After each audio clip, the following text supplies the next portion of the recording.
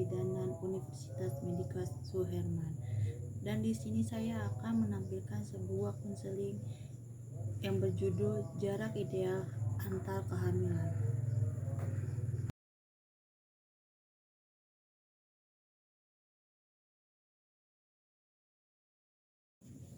Assalamualaikum Bu Bidan. Waalaikumsalam Bu. Sebelumnya perkenalkan, nama saya Bidan Nuri. Kalau boleh tahu apa maksud dan tujuan Ibu datang ke sini ya? Saya kesini yaitu ingin melakukan konseling jarak ideal antar kehamilan Bu. Baik Ibu, kita akan melakukan konseling mengenai mengatur jarak kehamilan. Tapi untuk melengkapi dokumen, saya membutuhkan identitas Ibu terlebih dahulu. Kalau boleh tahu dengan Ibu siapa, usianya berapa tahun, alamatnya di mana Bu? Saya dengan Ibu Nita, usia 25 tahun, alamatnya di Jalan Barito. Baik Bu, setelah ini kita akan melakukan konseling ya, mengatur jarak ideal antar kehamilan. Sebelumnya saya jelaskan terlebih dahulu, jarak kehamilan adalah suatu pertimbangan untuk menentukan kehamilan yang pertama dengan kehamilan berikutnya. Sejumlah sumber mengatakan bahwa ideal kehamilan sekurang-kurangnya 2 tahun. Emang ada dampak saat melahirkan jika jaraknya berdekatan? Ada akibatnya Bu, kalau misalnya Ibu jarak kehamilannya terlalu dekat, bisa meningkatkan risiko kehamilan. Bahkan kehamilan dengan jarak yang terlalu dekat akan meningkatkan risiko pendarahan, keguguran, hingga kematian pasca persalinan. Wanita yang sebelumnya mengalami kehamilan normal bahkan tidak luput dari risiko ini. Contohnya perdarahan pada trimester 3, plasenta previa, anemia, ketuban pecah dini, endometriosis masa nifas, dan kematian pada saat melahirkan. Oh baik Bu, terus bagaimana dengan manfaatnya mengatur jarak kehamilan Bu? Manfaat mengatur jarak kehamilannya itu seperti Ibu nutrisi anaknya lebih cukup, kesehatan Ibu juga terjaga, bonding anak dan Ibu bisa lebih terjaga, dan menjaga fisik dan psikis Ibu, dan menyiapkan kondisi keuangan Ibu juga. Apa perbedaan jarak ideal saat melahirkan normal dan sesar? Setelah melakukan persalinan normal, jarak kehamilan berikutnya sebenarnya bisa berdasarkan kesepakatan antara sepasang suami istri. Secara medis, ibu diperbolehkan langsung hamil lagi, tapi hal tersebut kembali pada kesiapan suami dan istri. Sedangkan setelah persalinan sesar, jarak ideal untuk diperbolehkan hamil lagi sekitar 18 bulan. Apabila mengatur jarak kehamilan kurang dari 18 bulan, dikhawatirkan akan berisiko bagi ibu.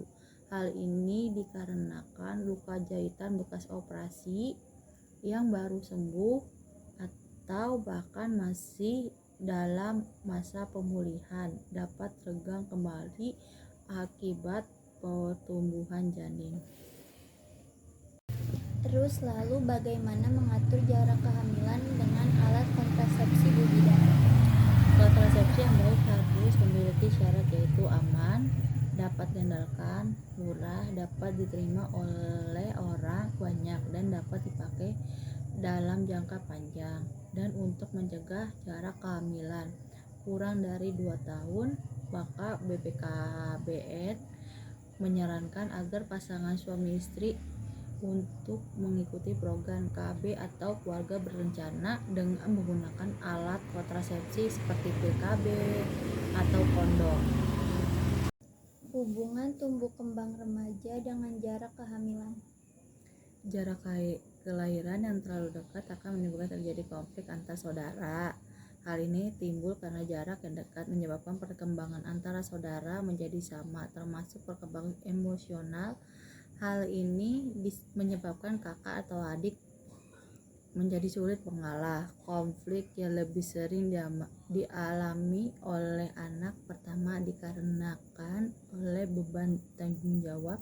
yang diberikan oleh orang tua, terutama jika jarak usia anak terlalu kecil. Hal ini akan mempengaruhi pembentukan karakter, pola pikir, dan kepribadian pada anak, di mana anak tidak senang dengan kehadiran saudaranya yang menjadi beban untuk dirinya.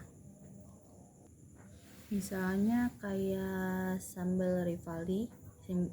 Simbil rivali dapat diartikan sebagai rasa kecemburuan, persaingan, dan pertengkaran yang terjadi antara saudara yang menimbulkan kompetisi untuk mendapatkan perhatian dari orang tua. Persaingan ini di antara saudara kandung ini terjadi ketika keluarga memiliki lebih dari satu anak.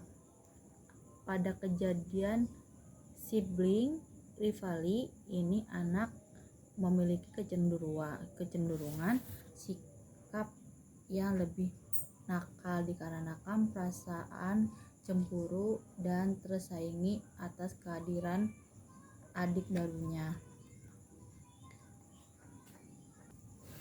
Misalnya kayak faktor internalnya memiliki perbedaan jenis kelamin, perbedaan usia, jarak kelahiran, urutan kelahiran, dan jumlah saudara kandung.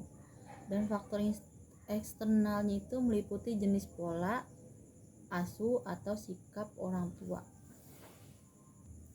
Segi positifnya, sibling rivalry itu dapat mendorong anak untuk mengatasi perbedaan karena mereka akan lebih terampil untuk menghargai nilai dan pandangan orang lain.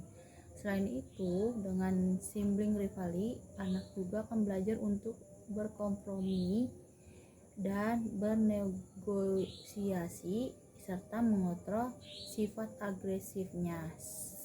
Segi positif ini akan terbentuk jika orang tua menangani sibling rivalry dengan baik.